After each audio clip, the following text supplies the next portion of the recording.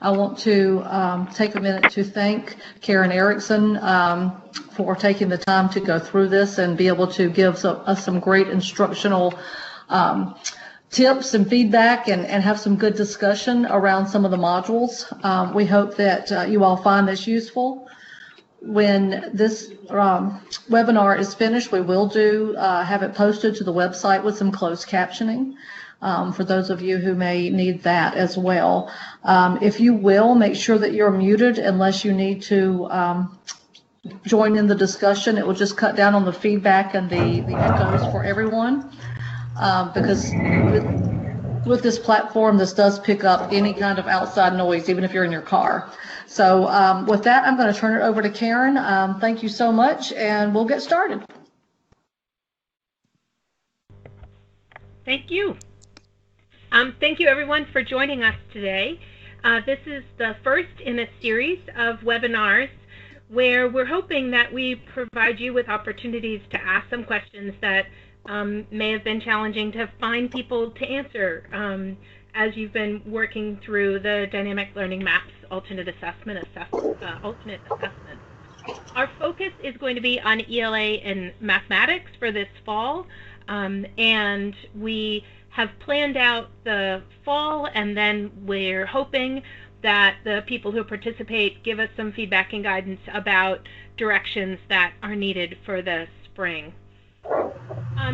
As you all know, the dynamiclearningmaps.org is the main website where you access many of your resources. The professional development site that's the sister site to this is DLMPD.com. And DLMPD.com is where you find all of the the professional development modules that we've built to help on the instructional side of DLM. And as I introduce myself and talk a little bit about this, one of the really big distinctions that's super important for people to wrap their head around is that DLM has the required training, which is the test administration training. And that's the training that you've all been required to take.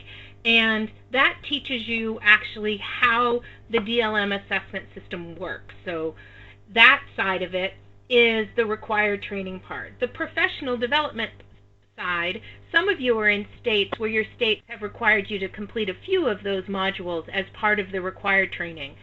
But the vast majority of the modules that we created on the DLMPD side are not required. They're there as supports for teachers to be able to learn more about the instructional intent and how to help children work toward the essential elements that then get assessed in the DLM alternate assessments. So I'm in North Carolina at the University of North Carolina at Chapel Hill, and my team here in North Carolina, primarily Claire Greer and Penny Hatch, we work together to create all of the training modules, the professional development modules. Skip Ryan is our person who manages all of the web development and actually creating the instructional modules and the technology side of all of that. Our plan through these webinars that we're doing is that each time we've suggested to you a couple of modules, and we've been pretty intentional about choosing the modules that we think are most important for you to dive into. Today we'll look a little bit at some of the highlights of the shared reading and teaching text comprehension Anchor Read Apply module. As we get started with these webinars, we'll spend 15, maybe 20 minutes giving some highlights from those modules that we've recommended, help link them a little bit to some of the key resources that largely you'll find through the DLM Educator Resource page, and that is on the dynamiclearningmaps.org site. And then we hope that most of the time on these webinars is spent in questions and answers. For many of you who have logged in through the Skype for Business, there's a chat window. If it's not visible on your screen right now, click in the bottom left-hand corner where you see that little speech, the text bubble, and it will open up the conversation pane. And that's a place where you'll be able to post written questions. And so if you have some questions that come up while I'm talking, feel free to go ahead and type them in, and they can be some of the first ones that we address once we get going with the question and answer. Those of you who have called in, you will just be able to chime in and ask your question over line. I'm seeing notes that lots of people can't hear right now. Folks at the DLM side, can you help with some problem solving here? Okay. I dialed a number. Belinda, are you there?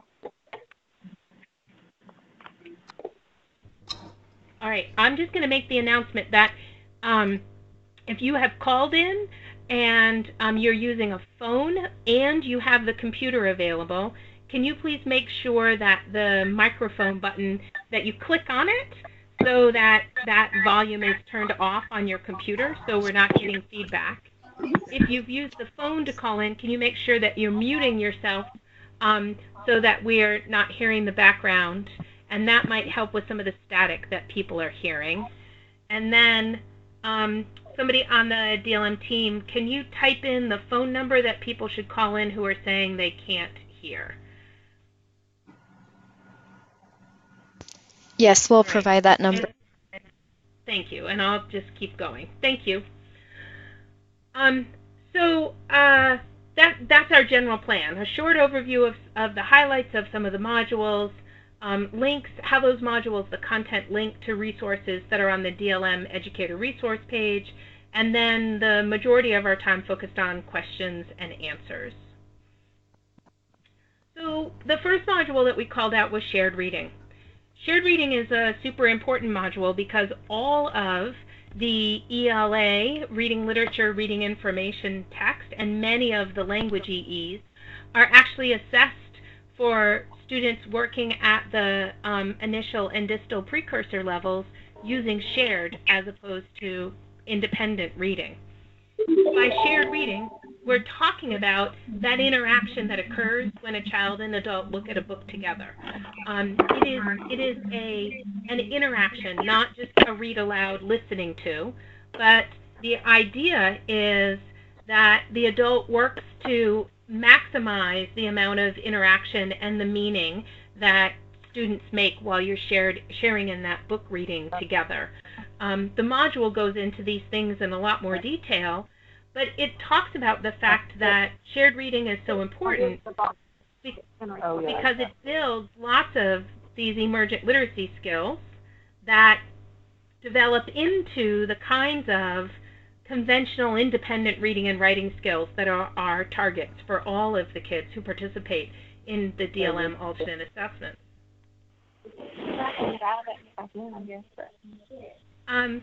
Can people try to remember to put their phone on mute? So the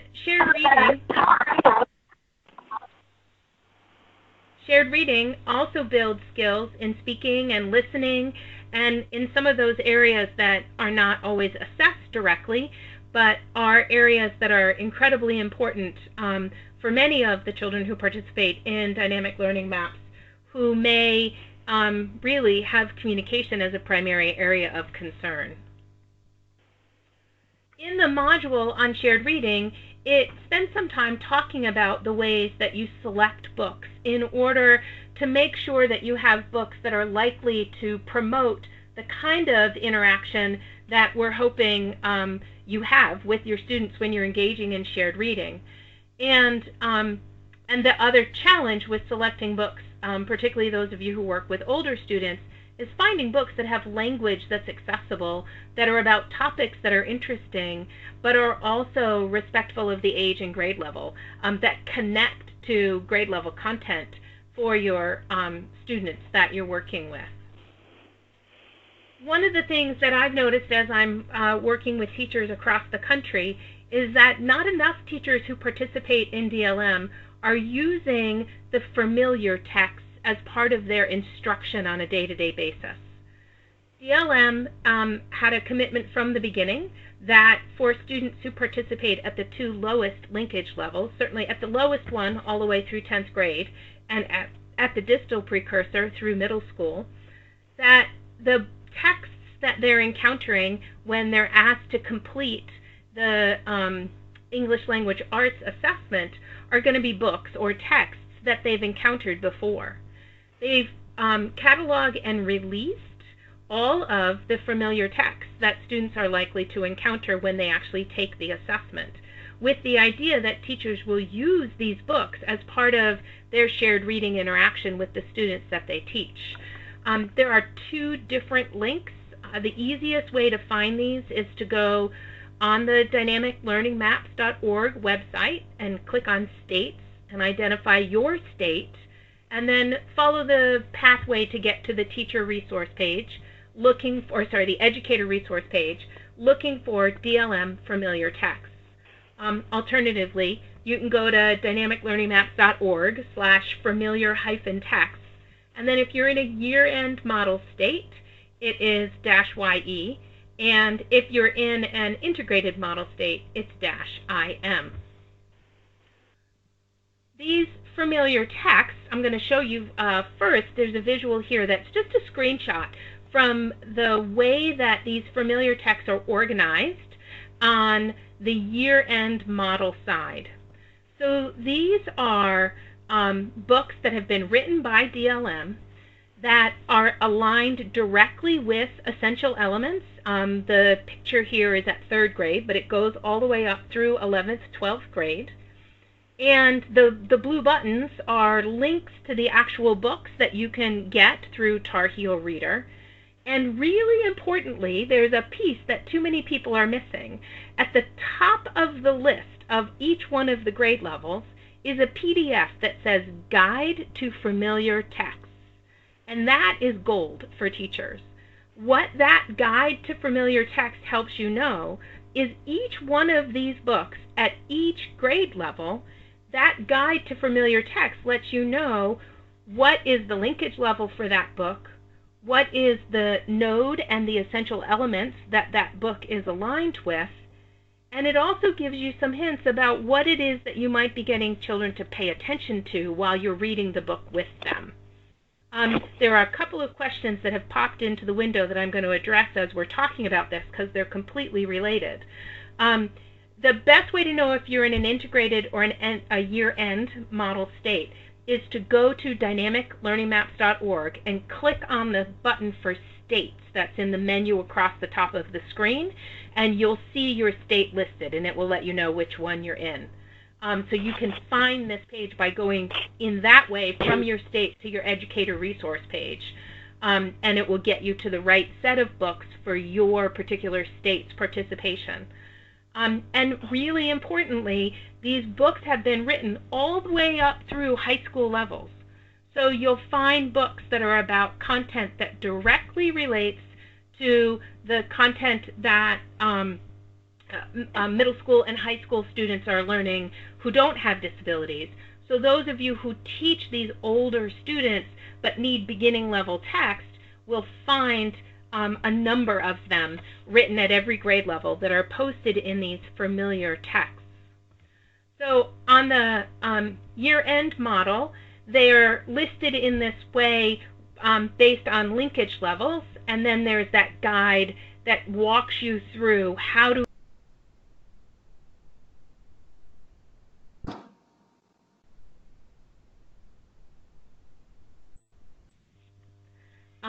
that each one of these books is laid out on the year-end model based on the linkage level it aligns with. One of the things I'm going to suggest is if you have students who are working on the assessment, they're at the target level, it's not going to hurt them one bit for you to be using books that are at the proximal and distal levels in your interactions with them instructionally. They'll learn a great deal about how these books are put together. They'll become more familiar with the structure and the approach to books that appear in the DLM Alternate Assessment in English Language Arts by giving them experience with this. And using that guide to the familiar text, you'll be able to see how those books that are at a lower linkage level align instructionally to the essential elements at the target level that you're working on for that student. When I made the reference that these links, when you click on Fran's favorite book on this page of familiar text, it automatically links you to the Tar Heel Reader site where all of these books are delivered for you to use instructionally. It's a totally free resource. I encourage you to spend a little bit of time on the dlmpd.org site reading about Tar Heel Reader. There are about 60,000 books on that site right now. They've been read more than 4.4 million times in countries all over the world. And the site is like a whole library. So there will certainly be books on that site that you might find inappropriate for the students that you teach. So you should treat it like any library and go and take advantage of the favorites feature to pull the books that you want your students to be reading, as opposed to sitting them down on Tar Heel Reader on their own to choose any book that they would like. In the context of this conversation, if you're just following the links from the familiar text resources, you'll go directly to the book and be able to read that book. They're also, each one of them can be downloaded and printed, and the images are open source, so you are not violating any copyright by reproducing that book in any way that you would like to have copies for kids to take home or anything else. Now, the organization of the familiar text on the integrated model is a little bit different. And on the integrated model at each grade level, there's that magic, that golden document that says about grade 3 familiar text. On the year-end side, the wording was Guide to Familiar Text, and it's all of them across each grade level. And on the integrated model side, it's broken down by one grade level at a time. And then the books are clustered based on the grade level text that they're aligned with. So this example that I pulled from the website is 3rd grade, and it's a collection of 11 stories that go with the very popular 3rd grade book called Henry and Mudge. There are a number of resources on the site. And on the instructional side, while those of you who are on participating in the year-end model, your students won't be encountering books from the integrated model side when they take the end of the assessment at year-end. These books are all available for you to use instructionally, and they've all been aligned to the same essential elements and the same linkage levels that as the books that are found on the year-end side. So in terms of teaching and having access to resources, you will find that DLM has given you dozens of books at each grade level between the integrated model and year-end side that you could build an entire year of curriculum and instruction around just using these free materials that have been released. So it's not just about prepping for the test. You really can build a whole curriculum around these materials between the two sides. The other thing about shared reading, so in the shared reading module, it talked to you about choosing books and how you might do that, and I'm encouraging you to use those familiar texts as the starting place where you find books that are appropriate for your students. The other thing that we talk about in the shared reading module is that for those of you who teach students who have the most complex multiple disabilities, there's a little bit of research that says if we incorporate objects into those shared readings, we increase the amount of time that children will attend and engage and interact with us. And of course, the longer we can keep kids engaged, the more opportunities we have to teach and the more opportunities they have to learn. And so that research led us in developing the alternate assessment in ELA to think about how could we use objects during the test administration for children, certainly at the initial linkage level, the initial precursor linkage level, and oftentimes at the distal precursor linkage level as well. And so we encourage you in the shared reading module to incorporate objects as much as possible. But on that educator resource page that I just talked about, you will find that there is a list of English language arts materials. And that is a list of materials that are objects, and they're things like backpacks and pencils and books. Many of these objects are things that are already in your classroom on a day-to-day basis. Those objects go with the familiar texts that are on that familiar text link.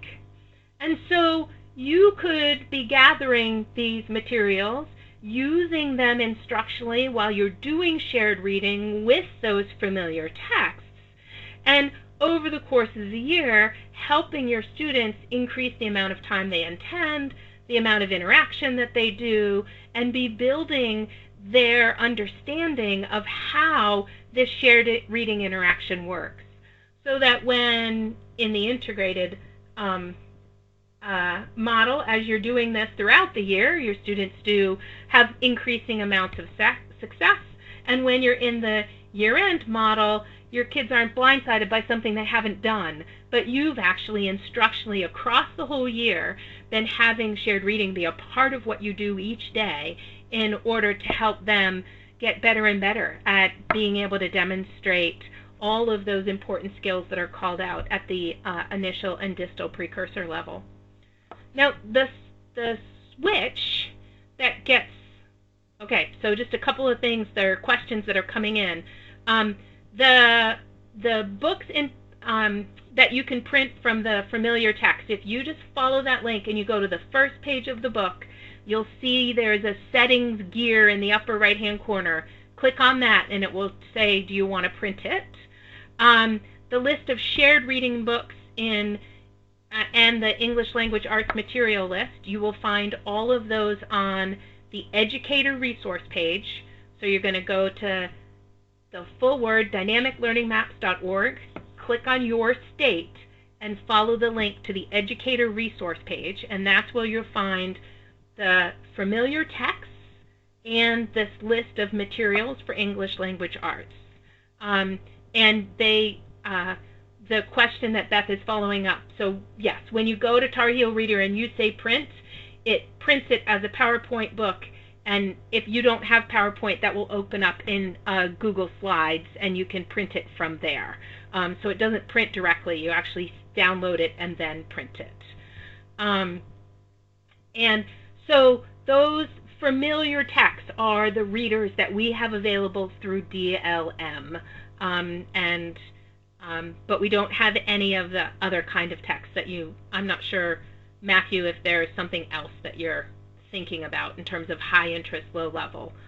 As we shift and we talk about teaching comprehension, we really are talking about students who, at the elementary level, are working at the proximal and target levels, and in middle school and certainly in high school, some of the students who are working at the distal precursor level are at a place where we're actually teaching them comprehension, not just using shared reading as a way to maximize interaction and build language and build some really early emergent literacy and how this stuff called reading actually works.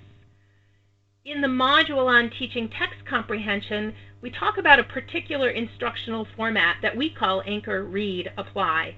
And there are many, many, many strategies that fit within Anchor, Read, Apply. I don't know, I'm a teacher really early in my teaching career. I learned about KWL, and I find that most teachers know exactly what we mean when we say KWL. It's one of those charts where you talk about what you know, what you want to know, what you want to learn. And as you think about a KWL, it is an example of one of these Anchor, Read, Apply activities.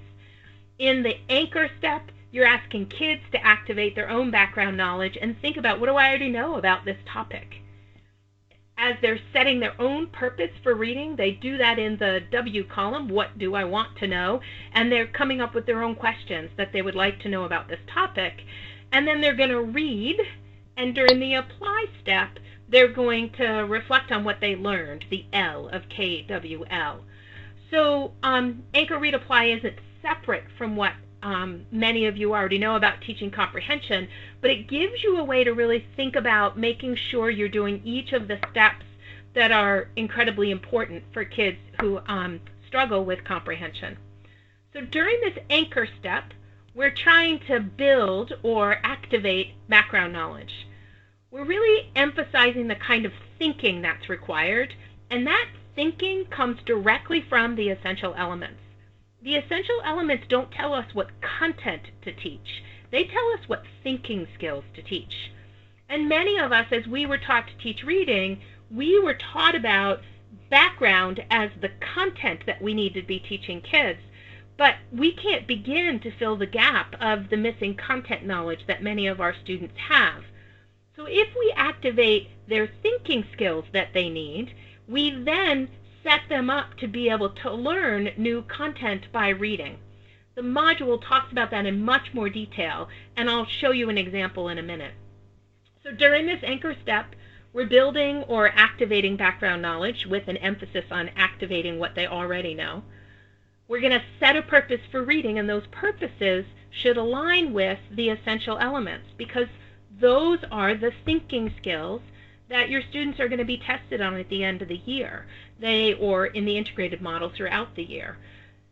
Not all purposes apply to every text, so you can't work on every essential element with everything that you read with your students, but you should be working on essential elements across the year, as opposed to thinking you're going to have 1 month when you focus on one essential element, and then the next month you're going to focus on another one, and then the next one you're going to focus on another one. That's been tried in general ed over and over again, and the kids who struggle the most with comprehension are the ones who have the hardest time when you have a month that's about a sequencing, and a month that's about compare-contrasting, and a month that's about intentions or emotions of characters. When you do that, if you have kids who struggle, they are oftentimes thinking that only the books you read during sequencing have a sequence, and only the books you read to compare and contrast can be compared and contrasted. So we would recommend that you think about what are the essential elements that are your targets across the whole year, and that you cycle through those. So you'd read each book for more than one purpose, and each time you read it, you'd be addressing a different essential element, so that you're helping the students understand that these thinking skills apply across a variety of text types. This notion of activating or building background knowledge, and the idea that it doesn't always focus on content. So in the module, we call out this one essential element about determining the beginning, middle, and end of a familiar story with a logical order. Well, there is nothing about this that would be content specific. So when a teacher chooses the Little Red Hen book, oftentimes I see teachers approach background knowledge by teaching children about how do you grow wheat and make bread and what's that whole process. But really, that's not the background knowledge they need in order to be successful at reading this text to sequence the beginning, middle, and end. Instead, what they need is for us to help them know they know how to think about sequencing. They're really good at their schedule. They can think about what are the order that things happen in their day. And so these students who are operating in the upper linkage levels in DLM are students who are familiar with their schedule. We can pull out 2 or 3 or more of the items from their daily schedule at school, have them work on putting them, what's at the beginning, what's at the middle, what's at the end, and then as we move forward to read the book, set this purpose for reading that says, think about what happens in this book, and let's put them in order, just like you know how to put in order the things that we do each day at school. As kids get better and better across the year at doing this, being able to read to put things in order, we help them attach that notion, that word of sequence, to this beginning, middle, and end, and we're helping them move towards increasingly complex essential elements from one grade level to the next. As we keep moving, and we think about the apply step is oftentimes a pretty simple task. It's not some big, complex, lengthy written response. It's not making a diorama. It's something that's directly related to whatever that purpose was that you set up at the beginning. So if you ask students to read this book to sequence the events, when they get to that apply step, they should find the beginning, a statement from the beginning, the middle, and end, and they should be asked to put those in order, and that's the apply step. So as we think about these kids who are, as we're trying to address reading, and we're thinking about the way that the DLM alternate assessment and ELA addresses it, there's this split. And many of our students are engaged in shared reading, where we're trying to build their interaction and their communication, and we're trying to get them to understand that you're supposed to make meaning from text. And the other group of our students are working at higher linkage levels, and they're working on comprehension. And we need to teach them how to comprehend. We cannot just ask questions if we want kids to get better at answering questions. We actually have to teach them how to make sense of the words that they're hearing or reading. And this Anchor, Read, Apply is one of the ways that you can go about doing that. There are a few questions that came up. The essential elements they certainly relate to one another, but there isn't a direct sequence in them. So at any one grade level, it's not like you would always do one and then do the next and then do the next. But certainly within one story, you could think about reading it one time in order to put the events in order, and you might read it another time to identify the feelings of the characters. You might read it another time to identify the relationship between the characters' feelings and the events that were in the book. So those don't really build on one another, but as you read the book multiple times for different purposes, you help kids be able to understand the whole of that book. And as we talk about, Lisa has posted a question. I just want to make sure I understand. This is for our most significantly cognitively delayed students, right? And Lisa, yes. When we're talking about the split here in today's session, the shared reading is for those kids who sometimes we refer to them as the 10% of the 1%. That group of students who don't have a way to communicate yet. They might still be working on really simple choice making. They probably don't have a way to communicate yes, no in any consistent way or at all. Those are kids that we're working in shared reading, not to ask them questions about the book, but our job is to be teaching them in ways that are aligned with grade level standards every day. So we can be building their communication, their interaction, their engagement, their joint attention, all of those really core skills that they need to have while we're interacting in shared reading with them, working on linkage levels that are aligned directly with the grade level essential elements that they need to be working on. Those are the kids who we're taking advantage of the familiar text and the object list, and we're helping them learn those books and learn those objects and interact with us in increasingly complex ways around those books and objects so they can be more successful. But DLM also includes a whole group of children who are readers and writers, and many of them can read text. They don't have very good comprehension of that text, or they can't comprehend it at all. And those are the students who we're doing the Anchor, Read, Apply, teaching text comprehension to. And the assessment in the way that it's delivered in ELA follows that distinction.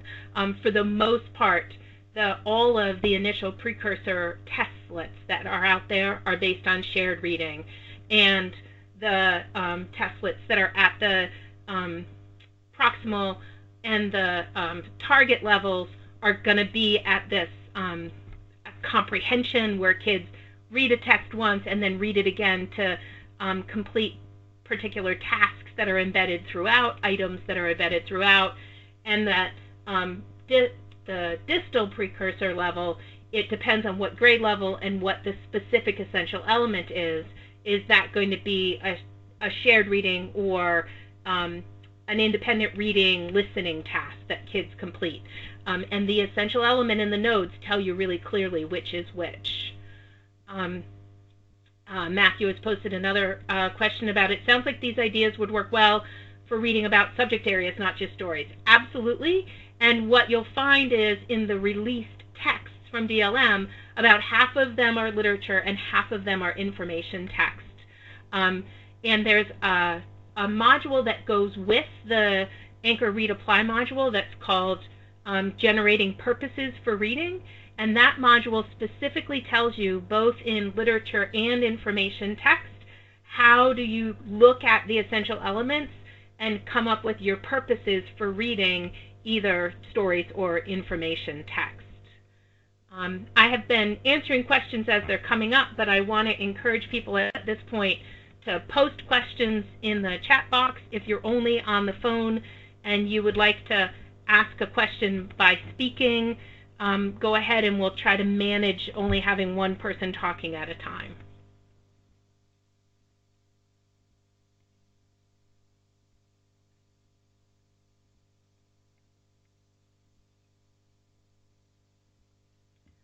So the questions were flying until I suggested that you post questions.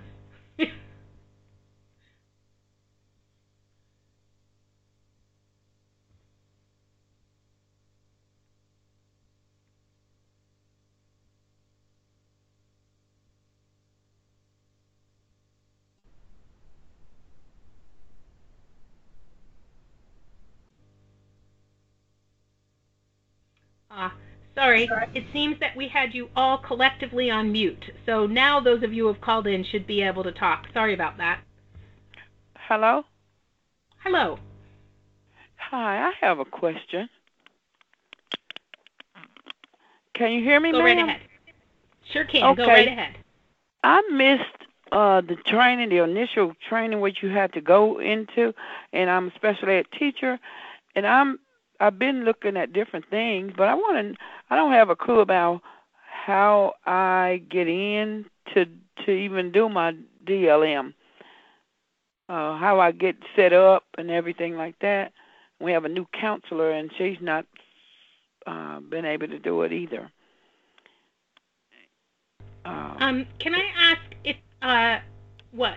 So if my answer is, go to the dynamiclearningmaps.org website. I'll post it in the,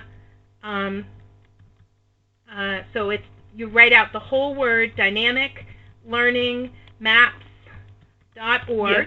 Okay. And if you go to that website and then click on states, it will take you to, and look for your state name. And from there, the first place I would go is to look for the required training.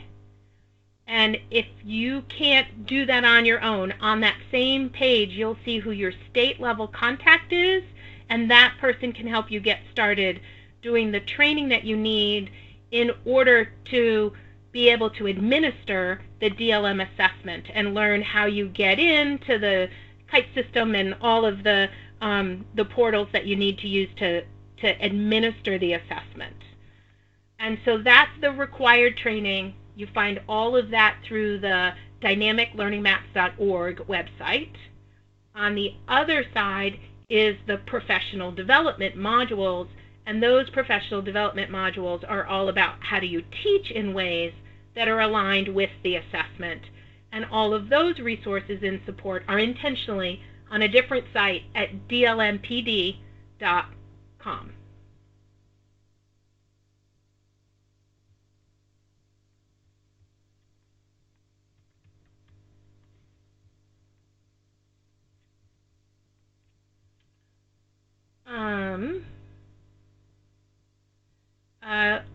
Lisa has a question. Kay posted a question. I was on the website, the technology, and I can't find it now. Can you help me? Yeah, so Kay, you want to do exactly what I've just said. And if you go in through your state and go in that way, you'll get to all of the resources that you need as an educator in order to get logged in and access training and other manuals and these short little videos that have been created to provide you with guidance and support for the mechanics of how do you administer the assessment.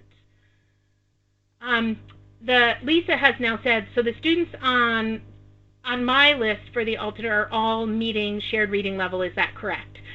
So Lisa, your state will have a specific set of guidelines that determine which students should and should not be participating in the DLM alternate assessment.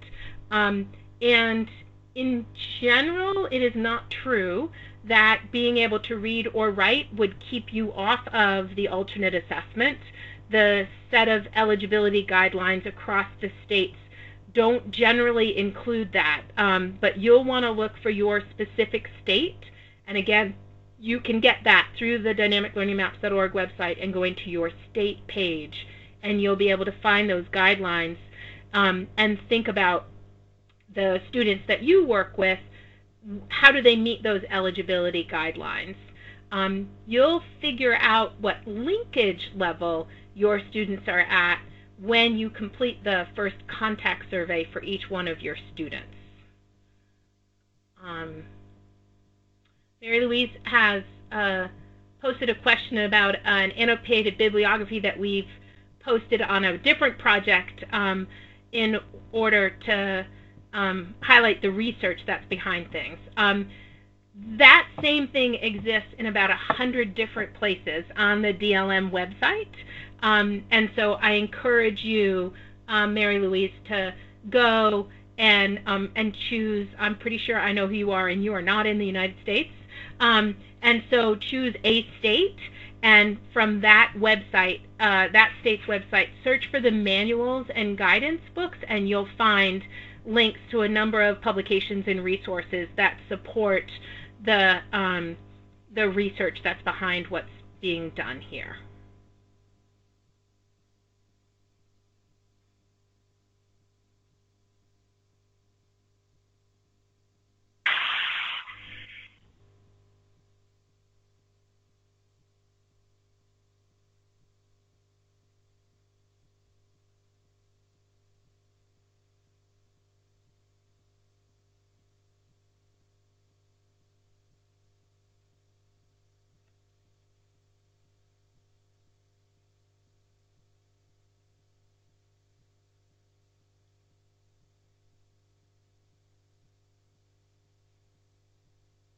All right. It sounds like maybe we have run to the end of questions for today. Oh, here's another one. When we give the alternate assessment, it seems that sometimes the questions we ask are not closely related to the text. Oh, thank you for asking that question, Mary. In the testlets that are the testlets for students who are doing shared reading and they're at the lowest linkage levels, we are not assessing kids' comprehension of the words in the text per se. That text is providing a context that allows us to assess some of these really important core understandings of language and of literacy. So we're not asking them questions about the book. We're asking them questions that are getting them to respond and getting them to interact, and trying to get them to increase their engagement, increase their ability to interact, increase their ability to make meaning. And as those students are more successful with that kind of shared reading interactions with us, they'll move up. And as they move up linkage levels, the questions that are asked become increasingly text-based kinds of questions. If you do shared reading using those familiar texts, you get the guide for your grade level, the guide to the familiar text, and you access that list of objects and resources that DLM has put out, and start doing that shared reading. That's going to be the best way you can to prepare your students for that.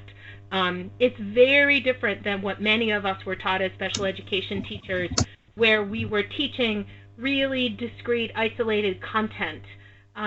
And instead of trying to teach some particular response, we're trying to teach this more general communication, interaction, and build students' understandings about literacy and how it works.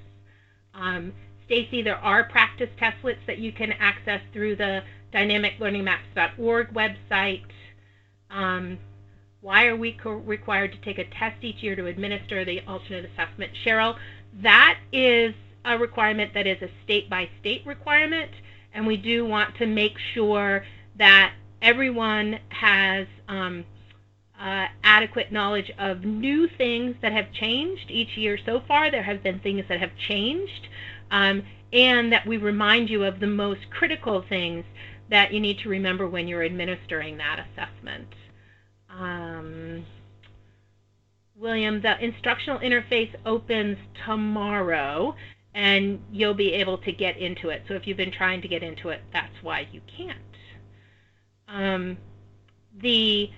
This webinar will be recorded. We will add closed captions. Our apologies to anyone who was not able to participate because we couldn't get that technology to work during this session. We will do everything in our power to be able to get it up and working for the next time.